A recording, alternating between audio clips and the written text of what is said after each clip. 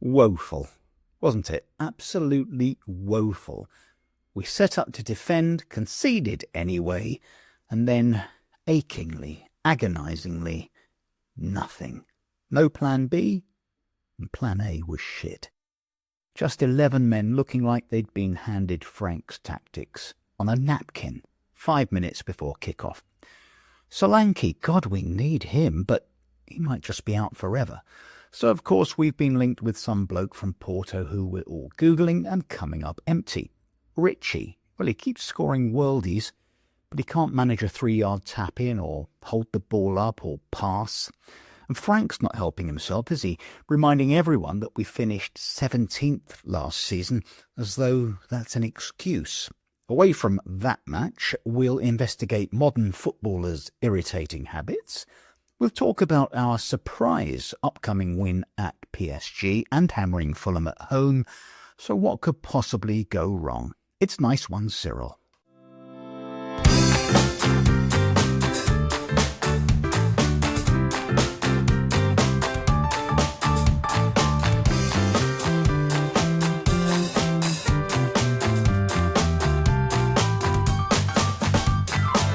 Nice One Cyril. So, welcome to Nice One Cyril. Sorry for the tone, but I think we're all feeling it today as we did yesterday, probably from about half an hour in. We were absolutely slaughtered in the end, set up defensively, and not much happened. But with us today, Jordan Will and Barry Graham. Lee Brown. Well, let's start with Julie. Give us your take on that debacle. Okay, she takes a large swig of whiskey. Probably the worst performance I've seen from Spurs since the heyday of AVB, which was, about 15 years ago? Time passes so quickly. It was really, really terrible. The only highlight was Richarlison's goal. And I will say that although everybody's saying Richarlison is shit, I think he actually might be our only quality player at the moment. If we're reduced to Richarlison being our one world-class player, we really are in some deep shit. Barry, you're lucky because you're in Glasgow. You're kind of a little bit removed from the North London nonsense, but still, that must have been tough for you to watch. Yeah, it was grim. I was actually watching it with the Glasgow Spurs Supporters Club at their AGM beforehand, so I popped along to that, and yeah, it was grim. I maybe don't have the same kind of rivalry with Arsenal as some of you guys have, but I do still have a brother-in-law and a nephew and 2 work colleagues who are Gunners, so I don't escape it completely. But yeah, it was grimly predictable. I mean, I haven't gone into a North London derby as kind of devoid of hope for a long time as this one. It panned out exactly as I expected it to. And that's the kind of sad thing about it. I felt we were lying. A kind of League 2 team going there in the FA Cup and trying to be as, backs to the wall and brave as you can and hold out for as long as possible. And we just didn't seem to have anything really, which was depressing. It seemed to me that we were saying on the WhatsApp group, the Nice One Cyril WhatsApp group, that once we saw the selection and we knew that we'd have 5 at the back and we were dragging Danso in, which was something I suggested might happen last week, but only whimsically. But he did come in. Frank has been saying, well, we should be able to be effective using any formation. But the fact is, it sent out the message, Lee, didn't it? We were not going there to achieve anything beyond not conceding. And as soon as we conceded, that was it. Game plan, shot to pieces, and there was nothing left. Yeah. I mean, what was his phrase that left us excited? You have to take risks, because if you don't, you are also taking risks. I'm paraphrasing terribly there. But along those lines, Judy's laughing her head off from that awful paraphrasing. So apologies for murdering that. No, I'm only laughing because it's such a shit thing to say. It's the kind of thing you get on a tea towel. Yeah, it's a bit Alan Partridge, isn't it? Yeah. But okay. So that he didn't live up to that for starters. Look, let's be honest. We are miles behind them, and And as such, what I thought was we would most likely lose the game. But the very minimum I wanted to see after the debacle against Chelsea was fight and us to really at least have a go, even if we lost, but not to come our way looking like a bunch of cowards.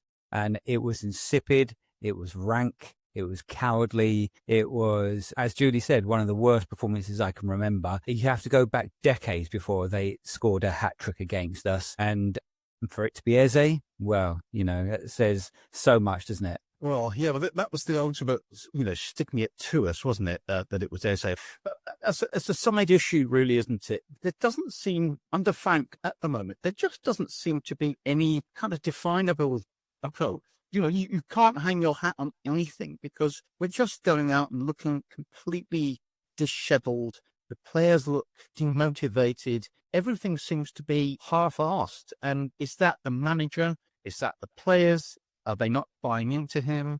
Are they not passionate enough? Are his tactics just awful? What's going on? That's a bit like when the waiter or waitress comes and recites the day's specials at you in a restaurant. Then there's such a long list that you can't remember any of them. But to say a good word for Thomas Frank, I mean, he's like every other bloody Spurs manager in the last few years. He's had to put together a lineup out of a team of players picked by the last manager. Though it's all been a mishmash. Well, since the days of Pochettino, you got the Pochettino squad already disintegrating, but not quite. You got the Mourinho squad, you got the Conte squad, and you got the Ange squad, and now you got now you've got the leftovers for Frank. There is one mystery for me, which is that when Frank was at Brentford, he had a side. I mean, they weren't all that, but they played with incredible intensity. So why isn't the same thing happening at Spurs? Is it because they don't reckon him? I mean, my only suspicion is that, this guy has turned 50, so he's not young. He's never been a proper player. And he's got that sort of cool dad shtick, which I think if I was a young guy, I'd probably despise a bit. And I just wonder whether they think he's a bit of a twat, really. Lee, we said this, a couple of things really there from what Julie was saying. One is when we were talking last week about this turn of managers, so that they're constantly inheriting the last guy's squad, and then you have to start building all over again. And is there a point at which you say, right, let's stick with this guy? But at the same time, there is that element of a cool dad, a bit of a school teacher at a sixth form college, that kind of vibe about him. And you wonder whether, I don't know, has he got the cojones, is that the word, to be a tough, grudging manager in the Premiership? Absolutely.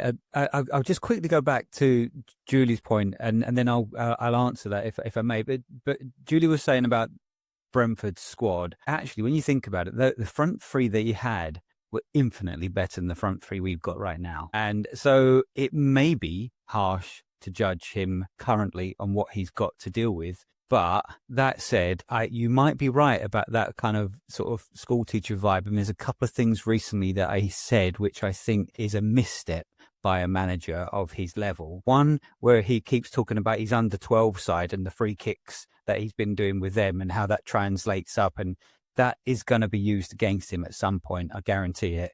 And secondly, when they said to him just a couple of weeks ago, Frank, if you weren't a Premiership manager, what would you be? And he said, well, I did quite like teaching. I probably would be a teacher again.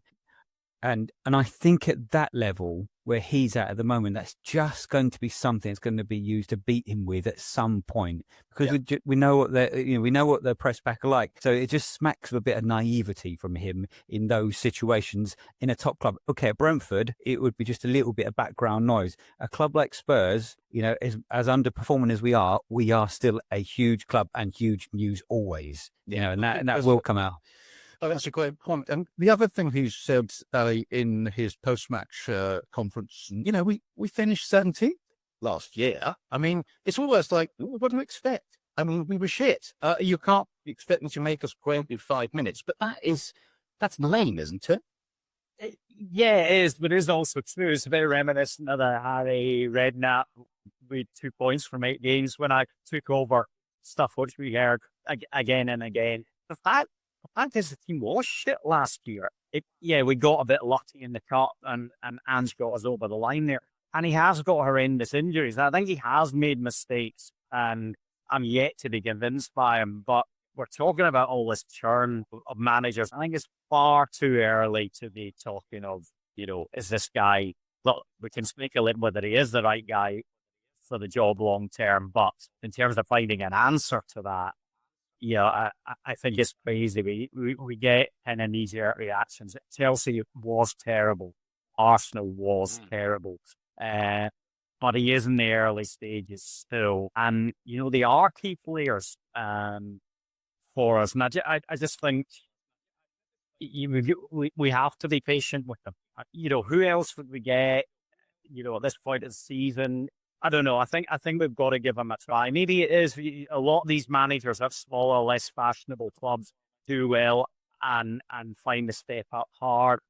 But I think it's far too early to make that call on him just now. Just staying with this idea that, we're churning managers every year, every 2 years, and Mendo's placed 5 minutes.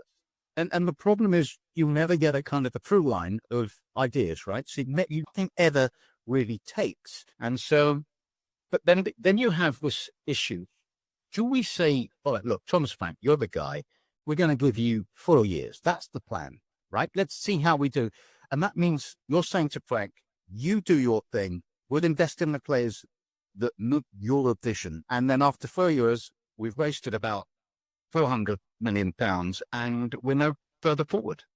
I think one problem, which is not down to the manager, totally down to the club culture, is that Spurs are parsimonious. I still suspect we might have got Eze if we'd offered more money than Arsenal did. All that shtick about him, Arsenal being his favourite team and his supporting them since a kid, I don't think that mattered a toss, really. It was just that, Arsenal offered more money. Arsenal can afford to offer 100 million for a player. Spurs were swooning because they had to pay 85 million for Solanke. And until the wages structure improves, Thomas Frank or whoever succeeds him, if not in 1 season's time, then probably 2, is going to have the same problem. That the players he wants, he won't quite get. He'll get sort of third best. I mean, when you look at what Morgan Gibbs-White is doing at Forest, that was really the player we needed. So who have we ended up with? We've ended up with Princess Simmons, who is, I can see, he's a sweet player, lovely, but what does he do exactly? I mean, and nobody gives him much help anyway, because he's not getting any service from further back on the pitch. He might turn out to be fantastic. I can't really see it. I still say that Kalunia was a good buy and Kudus was a good buy, but that wasn't enough. What are we left with? Yeah. Always going to be the problem as long as Spurs is run the way it's run. When Joe Lewis stepped back and let his kids or grandkids or whoever take over, I thought, maybe we'll see a change. But these are the Nepo babies. I get the impression they're just really going to run the club the same as it's always been run. All we need is Levy to come back like Voldemort, and it'll just be the same as it's always been. Yeah, well, you could be right. I mean, let's sort of focus on those players that we did manage to secure. A couple of them played yesterday. You mentioned Princess Simmons and Kudus. So just looked, for the first time ever, Lee, he looked just useless. I mean, he was lost at number 10. They just crowded him out. And then he went out wide eventually, and he just couldn't make any progress. Simmons, I thought, came on, and if nothing else, he ran at them. He was trying to do something. He had a shot. So I found it hard to criticize him when everybody else was so fucking supine. Nobody was doing anything. And this kid, all right, he didn't achieve a great deal, but at least there was an element of, I'm going for it. I'm going to try and play my game. Yeah, I mean, Julie resurrected the ghost of AVB earlier on, and one of the things that was levelled at him was his lack of cohesion in the side, and I think that's exactly what we've got at the moment. So Kudus is a very good player. Okay, I've said before that I don't think his end product is quite good enough yet, but there is no cohesion in this side. I mean, everyone is talking about getting a winger. I think that midfield just needs complete overhaul. It's just not good enough. And if you can't get that centre of midfield ticking, then players like Kudus aren't going to perform. And, Simmons comes on and, and huffs and puffs and has moments. But again, he's the sort of player, I think, he's going to look great when you've got other better players around him. So yes, we do need to buy it, we need to build, and we need to give players him. I still think, and this is my controversial take, I don't think Frank is the man, and I'm worried already. And I know, like Barry said, it's too early. Generally, I would 100% agree with that. I mean, I'm listening to myself and I'm thinking it sounds ludicrous to be saying this already, but the statistics are appalling.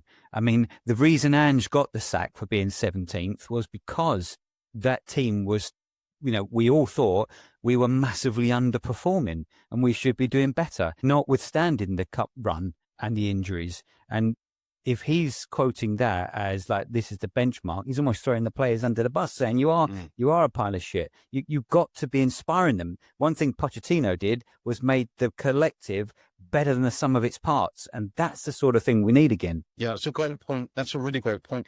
I think as we say, we're floundering, aren't we? And either the players aren't buying in, or they're not good enough, or perhaps both. And it was depressing that it seemed to me that our only tactic yesterday was get a free kick somewhere in our half and leave Vicario to boot it towards Danso, who would then try and head it into the middle and hopefully someone would get a touch. I mean, that is not football. That's just hoping for the best. Barry, let's move into, we talked about Simmons. I thought he was okay yesterday, but there were some very kind of alarming performances generally.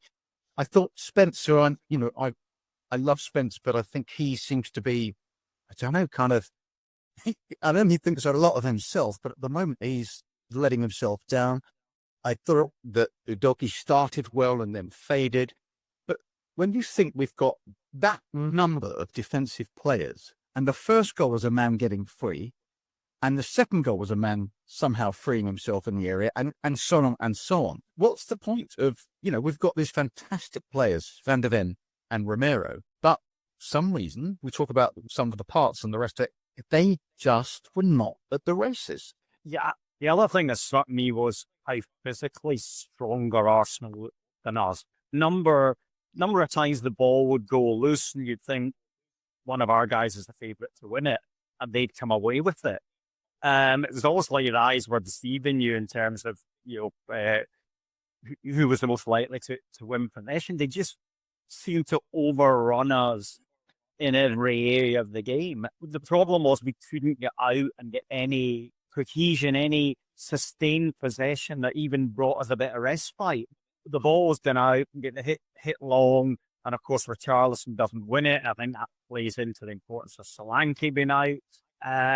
But it just kept coming back, and technically they looked so much better on the ball than us. To me, that was the most galling thing, really. Yeah, a lot of our players, you touched on Kudus there, started really well as first sure, and does seem to have tailed away. He was flogged early part of the season because of the injuries. He wasn't getting a break at all. And I thought maybe the international break would help him, but he was pretty anonymous when he came back. It looked so insipid. Sometimes these things can click suddenly in a terrible performance. We're waiting for this to happen, clearly, but teams can kind of click into gear, almost imperceptibly from one game to the next. I got to admit, the moment doesn't look like happening, and until we get key players back or the confidence comes up, it's not going to happen. I agree with Ian Simmons. I thought there's little flashes, but he does also look so lightweight compared to the kind of physicality of the Arsenal players. And I agree with Lee, he's a sort of adornment to a good team rather than the guy who's going to lift a really mediocre team, which is what we are at the moment. Yeah. And just one more point regarding the touched on the, is there going to be more of the same in the regime at the top? That's why I think January's window is so important, because they have said there's this 100 million available. Now they've got to put their money where their mouth is, or else it is just, they're feeding us more spin. Are things going to change? Well, put down an offer on the 1st of January for Semenya. He's there. I mean, you would imagine he'll go to City or Liverpool, but he's going to go straight in our team. So that's the hook there. If they're serious about it, don't haggle to, fart about till the 30th of January and then try and, do in Levy style, haggle, get someone over the line. If they want someone, make a statement of intent. But whether that happens, let's wait and see. Well, as we approach January, I'm sure we'll cover all of the whys and wherefores of transfer dealings. Let's just go back. We don't really do this granular stat kind of mining, do we, Julie? That's not our style at all. But fuck me, the stats that came up on Sky yesterday, possession and winning the final third and shots and chances created, we were at our lowest for 392 damsels. I don't quite, it was so awful. We were virtually, it was virtually our lowest reading for all of those stats, even with our time in the Premier League. So that is a damning indictment of where we are at the moment. And I totally agree with Barry and Lee. We're outclassed. They're stronger than us. They're technically more proficient than us. But why was there such a lack of belief? Why go out knowing you're going to get battered and just taking it? That's how it felt to me. Well, my games mistress at school used to chase up and down beside us on the hockey pitch, shouting, "Give it a bit more oomph!" And that we were definitely short of oomph. I mean, when I had a look at that row of noughts in the stats, I just thought, this is Spurs. What is going on? I'm probably not qualified to expatiate about that in any interesting way at all. What I did want to say, I'm going to drop a name. I was having a cozy tea time chat with Steve Perryman today, and he raised the subject of Spence, which we've already mentioned. And he thinks that, and I agree with him, Spence had to work very hard to sort of fight his way back into the side. He did so well, he got his England call up. And now he's done that, he just thinks, well, fuck it, I've done that. But I can I can put my feet up, I can take it easy again. I mean, does that sound like what's going on there? It's an interesting thought, that, isn't it? I mean, it does seem as though he's climbed that mountain, and you wonder whether he feels like he doesn't have to keep clawing away to stay up there. Lee, you had a point to make there. I was just going to sort of hop back to something Barry said, which, I think looking at what Frank is doing at the moment, it's very hard to pinpoint what exactly he is doing. Whereas I think with someone like Arteta, sorry for swearing, and also Pochettino, at least when they were losing, you could see a plan. You could see kind of where this was theoretically heading. And so you had a faith in that. At the moment, again, this is sort of what I think everyone's kind of said really as well, that there is a distinct lack of identities. What is this? Where is this going? Because it's turgid, but is there something I can see where as an identity we're building towards, and he just needs to play as at the moment, and this is one of the worries, I think, is that I don't see what this is. That maybe it'll be because he hasn't got the players to show that, and that could be more at the fore when others come back. But I just feel we just lack an identity. I think, we often talk about, the Spurs way, don't we, Barry? That with this traditionally attacking flair, we do all of that stuff. We don't sit back and defend. We don't grind it out, even though our best result for the last 17 years we had to grind out in Bilbao. But be that as it may, there is this sense that we should be expansive. And when I look at what, if we can even discern what Frank is doing, and I think this is another culture shift, and it seems to feel like another step away from what, Andrew's at the other extreme, but this seems to be like a major step away from whatever that thing is, that DNA thing about Spurs. Yeah, I think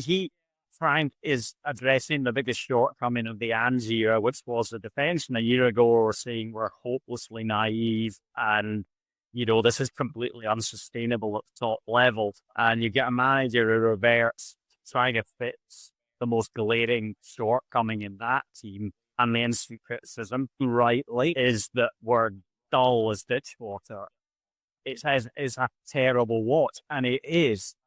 That's part of the reason why I think we need to stick to them. Are we going to go from one extreme to the other? And this was the criticism I think that folk have made on Levy appointments. It was like each successive appointment addresses the worst shortcoming of the previous guy. So, we had Ange coming in as a sort of antidote to the shit football under Conte. His main shortcoming was that he had no Premier League experience and got exposed at the highest level. So we bring in a guy who's ready-made and proven himself in the Premier League. And it's all reactive. There is one point, I totally take Lee's point that we're seeing no discernible progress at all.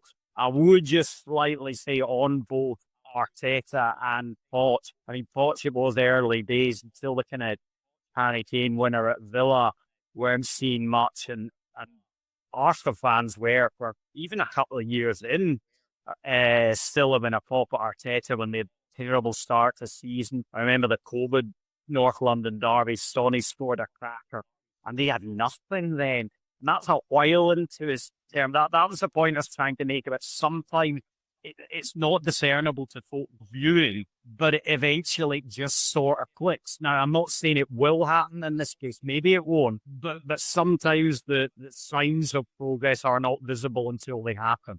That's kind of where I am, and giving them the benefit of the doubt. Okay, well, and Julie, let's have a little chat about what, as I said in the intro, here's a guy he's got three brilliant goals this season, including the two against Burnley and that one yesterday. He's rubbish, isn't he? I mean, every time I watch Richarlison, I crave Solanke, who seems to this mysterious. I thought he was back on the grass. I think he's back off the grass, and back in the gym. I don't know. Are we ever going to see Solanke again? But Richy is not the answer when you need a centre forward. Richy's not a centre forward. I think he is a fantastic player when he's allowed to do what he does. I mean, he just needs decent players around him. I mean, well, they all do. But, when he does score those goals, I mean, I'm thinking about his fantastic goal in the World Cup, the bicycle kick, which was so fantastic. You just, sat there and shouted bloody hell. But he's unpredictable. I just think that he needs to be playing in a better team. I hate the phrase luxury player, but he is that a bit. He suffers from depression. He needs sort of confidence given to him, instead of which everybody slags him off for being useless. I mean, I'm grateful to him. He's given us some of the only few decent moments this season. I mean, this season has been absolute toss. Okay, it was good at the start when, we were all happy and things like that, but it's just gone worse and worse and worse, to the extent that actually I don't think I can bear to watch another Spurs match for a long time. But I'd prefer to watch it with Richarlison in the team than out of the team, because without Richarlison, what do we have? Nothing, absolutely nothing. No fun, none of the sort of wonderful showboating that he does. I know a lot of his play is pretty wanky, but I think he's a lot better than a lot of the other players. I don't know. He's not my cup, silly, but I do feel sorry for him. Yeah, I mean, yesterday he was ploughing a very lone furrow, wasn't he? I mean, there's just nobody helping him, no one anywhere near him. He was completely kind of gobbled alive by those massive defenders, and he didn't have a chance. And again, that sort of kind of comes down to, the manager. And I was saying before the match that if Ronnie was fit enough to be on the bench, and he did come on, of course, then stick him up at centre forward, or even tell Julie's mate, because you're going to get something of more stickability, and better ability to run at people, and all that kind of stuff. Whereas Richy has I said this in an earlier pod. He's a nuisance player. He puts himself about. He tries hard, but he's just not got it. Well, if Richy is the answer, I don't know what the fucking question is. That's for sure, because he goes down more times than Monica Lewinsky. I mean, he's always on the deck. He's unbelievable. Honestly, sorry, but he's just, I don't know. I like Julie. I do feel sorry for him. I like him as a person. I like his passion. More the players need more of the passion that he's got. But he is a player that cannot, if you give him a second to think about it, forget it. He's just an instinct player. Yeah. The winner, he'll score a great goal on instinct, but as soon as he's got time, he's going to cock it up because he will overthink it. Yeah. Or he'll run into someone or roll on the floor. Underthink it. There is that possibility. Underthink it, yeah. Yeah. Yeah, I mean, and Moani, I don't know yet. I mean, there looks like there could be a player there. But I agree. I think actually Tell maybe deserves a shot. He's doing well at the under-21s. I think for that game, I'm surprised actually Tell didn't play. I can understand why, they went for Richarlison with more experience. But Tell looks like the sort of player you could have played it over the top to and, he would have had the pace. We could have played a bit more of a counter-attacking game. Now, is it interesting when we stuck with Audebert, who's had a couple of decent outings. But Audebert, in my view, I've said this before, I think he lacks personality. He lacks that ability to impose himself kind of when the games really matter. And he was invisible yesterday. Interesting, Barry, that Frank said that it was between him and Simmons as to who would play on the left wing. You think, oh, for fuck's sake, if that's the choice, really, is that what's in your head, Thomas? We've really got problems, haven't we? Yeah, I mean, that shows the shortage of options that he's got, really. I mean, I think everyone was saying after the Man United game that we fixed now on what our first choice two on the left side are. It's got to be Udogie and Audebert.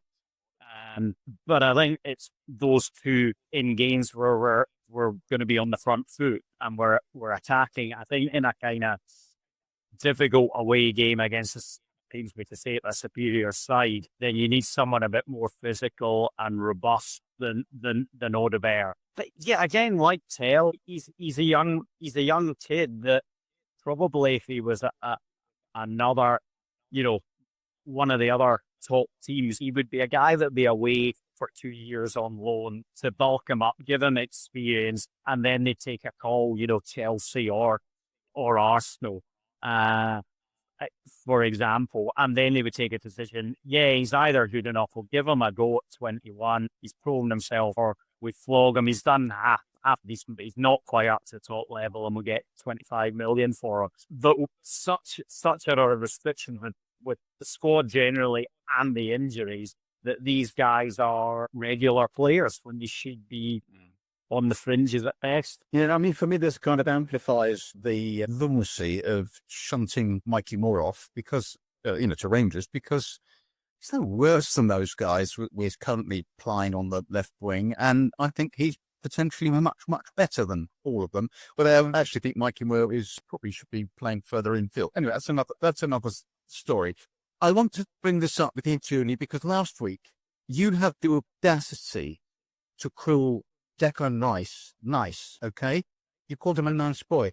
Now, I don't know what the hell was in your head, but what I saw was a horrible bloke absolutely slaughtering us, and then he smashed Simmons down with an awful foul, and then bent over him to remonstrate with him. What was that about? You're nice, Mr. Rice. That is why Arsenal are top of the Premier League and we are shit, because Rice got a personality. A lot of the Arsenal players got a personality. It's like Manchester City. Erling Haaland got a personality. Doku's got a personality. The only player we've got with a personality, well, Richarlison has got a personality. He made he has got a personality. And Mr. Flappy has got a personality. Unfortunately, Mr. Flappy's personality really only emerges when he's fetching the ball out of his own goal, which is when he starts shouting and speaking, which is really a bit late because he should be shouting and speaking to his defence as the big bastards come towards him. but he doesn't. But I can't really think of any player. I mean, Romero's gone off the boil. Porro, I thought, had a personality. I mean, Mickey Van de Ven, have you got personality left, or has playing for Spurs just finally ground you down? Have you just become wet white like everybody else? I don't know. I am just in despair. But to go back to Declan Rice, wouldn't you pay anything to have him playing for Spurs? Because I would. Yeah, absolutely. I think Julia makes a good point. Obviously we can't condone, saying Every time I see him, I get the urge to do exactly what Declan Rice did to him. Bring him down, shout it in. But it is a valid point, isn't it? But we do seem to lack that guy or those guys who's, I think the old phrase is taking the game by the scruff of the neck. When things are going badly or things are going well, it doesn't matter. Those players who are going to say, right, I'm on this, I'm taking this, you come with me, everyone follow me. We just don't have that player or those players. That reminds me of that Billy Ocean song, when the tough get going. No, when the going gets tough, sorry. The tough get going. You think remind you, no, good it, in fairness. No, not very well, no. Yeah, we're really, I suppose, but, there, sorry. Okay, well, look, I don't know what point, but you've made a point. So we'll call it one. Now, let's move on from that fucking game, because I think we've squeezed all the juice out of it, and I just don't want any more of it this week.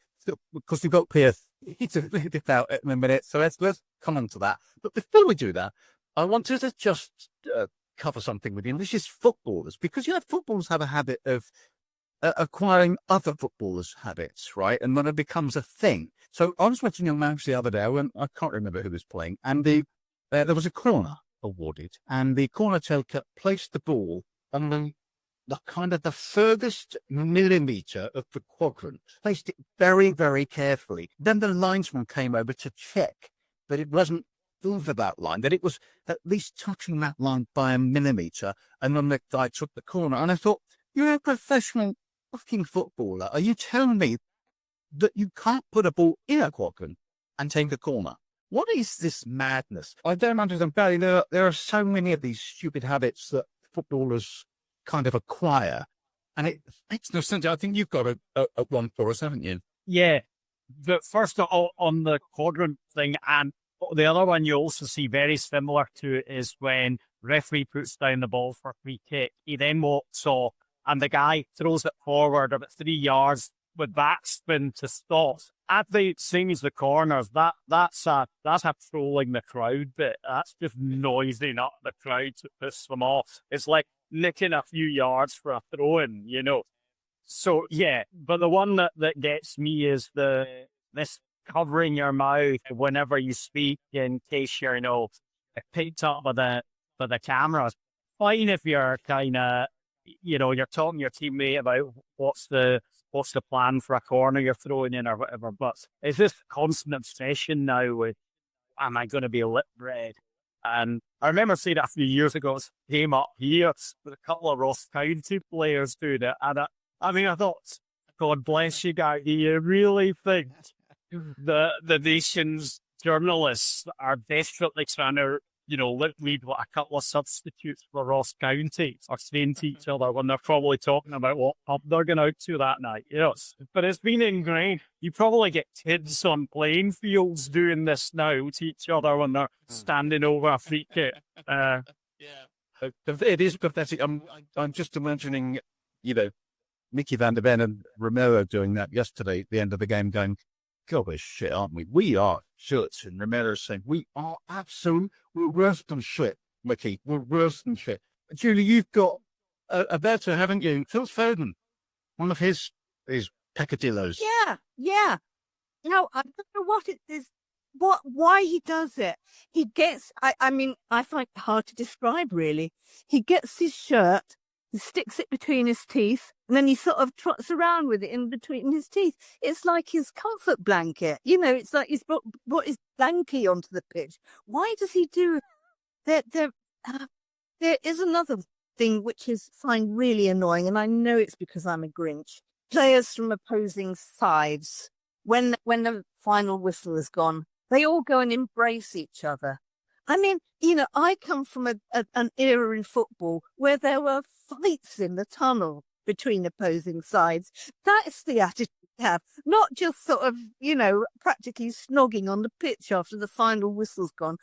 As far as I'm concerned, the game has gone. See, you remember, as we all do, we remember the good old days when Dave Mackay would go off the pitch and not Billy Brenner, and and they'd all have a beer after, and that was how it should be, right? You don't want to see them embracing in front of the fans. Come on. Yeah, I was just going to say that in terms of sort of embracing other habits of other players seem to copy Ericsson and hit the first man on the corner every time.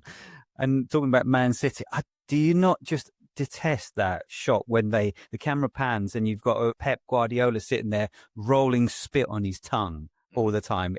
It's disgusting. How has nobody ever picked that up and told him, stop rolling spit on your tongue and swallowing it? We did discuss the Pep spitting thing last week in the context of Thomas Frank chewing. I am reminded of Jürgen Löw from Lipson. I did German O level, grade C. Yeah. Jürgen is the former manager of Germany. There you go. Picking his nose and then shaking people's hands. I mean, for Christ's sake, that's so unsanitary. Julie, come on, you're having other questions, as I mentioned. Yeah, because it wasn't he wasn't just picking his nose; he was putting his hands down his trousers. God. Yeah. Do you not remember that? Yeah, and then smelling his Mensa. Yeah. Vile. God, that's really not on. And I'm a man with severe OCD. I mean, the whole prospect of shaking a man's hand, having stuck it down his arse, I tell you, that's too much for me. Barry, have you got any others? No, I'm trying to think, though. I'm going to pass on that. I hadn't been that aware of the one. I'm going to pass that on to my partner, though, because she, like most middle-aged women, thinks the world of Pep, and it just goes on constantly how gorgeous he is. So maybe that'll put her off. So I'm going to highlight that one. Do you know what the great thing about my wife is? That if I said, do you fancy Pep Guardiola? She'd say, who? Who? She knows as much about football as Thomas Frank, frankly. Just a quickie here. We have rebranded, haven't we, Spurs? And it turns out that our new partner on the branding front is a company called Elite Hair. Now, Louis, you and I, I'm pleased to say, may not need to avail ourselves of the services of Elite Hair in the immediate future. Barry's got a fair smattering. Would you? No. No. Oh, I'm badly in need of it. Spoke too soon. But the thing is, it's interesting. We've got a manager whose astuteness is possibly his one good quality, and we teamed up with Elite Hair. And I don't know. I mean, I've never heard of Elite Hair, but it turns out they are huge. And I don't know. Does everyone know how much money was involved? Have we ever drilled down into that? Blank faces. I wish I hadn't asked that. I wish I hadn't asked that question now. I tell you what, let's move on from Elite Hair to the matter of PSG in the Champions League. Now, Lee, they're not all that, are they, PSG? We should have beaten them. Granted, they were, most of them still in their swimming costumes. We played them at least 2 meters, of course. But they're not all that, and we're Spurs. It's a free hit, let's be honest. Yeah, we're going to give them a good hiding, aren't we? I mean, come on. It's it is a bit of a free here. Obviously no one expects us to win that game, but I think what we need to do is just because of that, and psychologically often that will maybe go in our favour. It seems to against City. I think we should just have a go, considering that last match was such an aberration, have to go and, everyone expects us to lose it. As long as we don't get slaughtered, if we just go and have a bloody go at it, and, we might lose 2 or 3-1, whatever it is, but at least we've come away with our heads held high, saying we had a right damn good pop them and go at them, then I'll take that, because most of us think we're going to get beaten anyway. And I think actually, if we do the opposite and sit back, they will actually tear us apart. They will. Yeah. Anyway, so I mean, Barry, my take on this is that if we put out our best possible 11, then we'll lose 5-0. If we send in a bunch of kids, we'll lose 10-0. And losing 10-0 with a bunch of kids doesn't matter. There's a morale aspect to this. And if we do send in all of our better players and we get absolutely clobbered, and bearing in mind what's just happened against Arsenal, doesn't this drive another nail into the coffin of confidence? Yeah, I am so pessimistic at the moment that my view is the most important game this week is Fulham, and I've kind of written off PSG. And part of me says, prioritise the Fulham game. We can't afford to do that, or as you say, we'll get an even bigger doing. But to be fair, when the fixtures come out for the Champions League, I did see this as a nailed-on defeat. It was the one defeat that I thought, we write this off. So yeah, I'm afraid I do view it as damage limitation, and let's make sure we win on Saturday. Yeah. Now, I think that's absolutely right. And also, Julia, I think that Frank's stock isn't going to fall any lower by virtue of us losing away to the European champions. Whereas if we lose at home to, mid-table, mediocre Fulham, things really are going to start to get a bit kind of, suddenly jeopardy starts to come into the frame.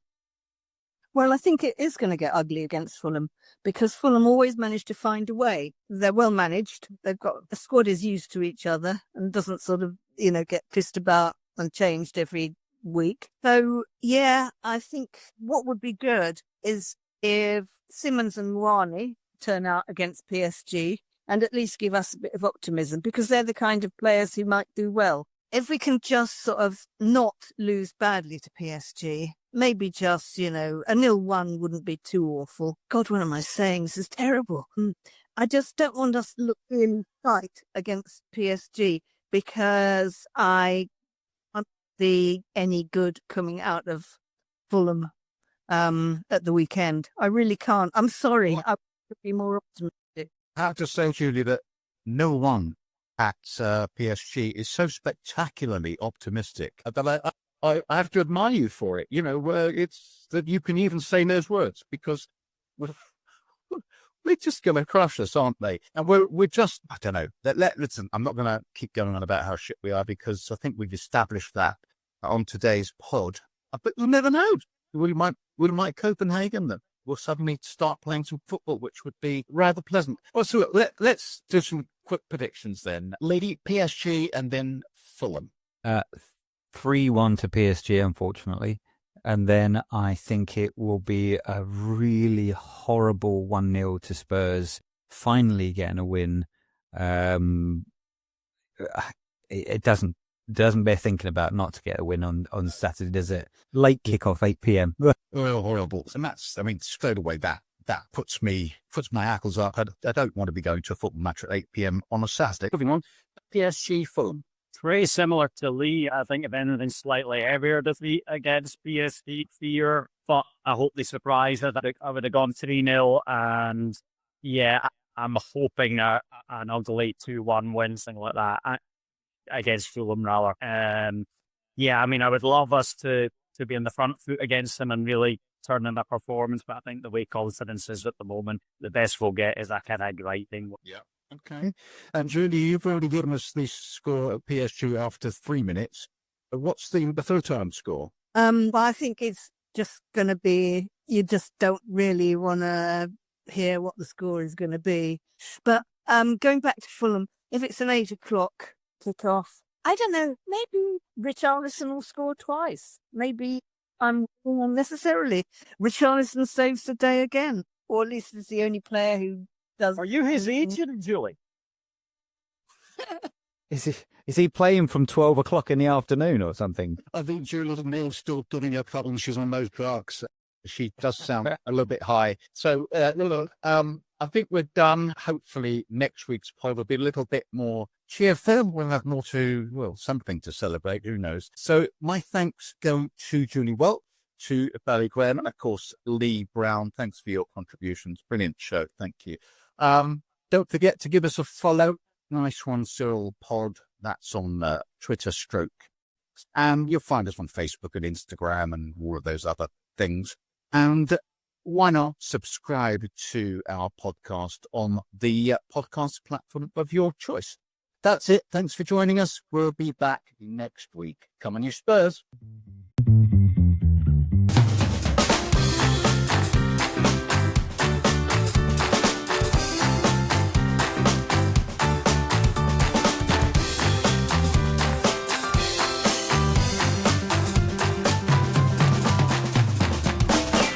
Nice one, Cyril.